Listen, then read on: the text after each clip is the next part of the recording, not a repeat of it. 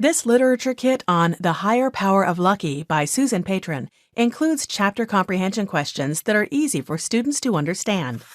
55 pages chocked full of a variety of scaffolding strategies incorporated in our Before You Read worksheets for each chapter section, along with vocabulary prompts to prepare your students for the reading, with rubrics, teacher guide, and author biography.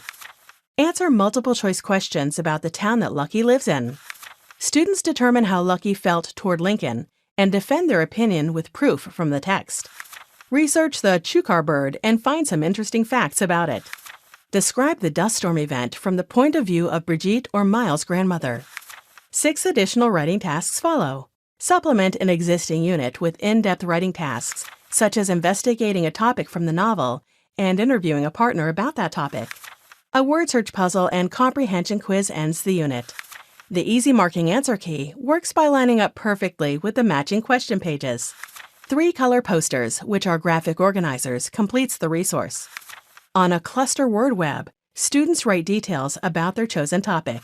Visit our website to see more novel study guides just like it.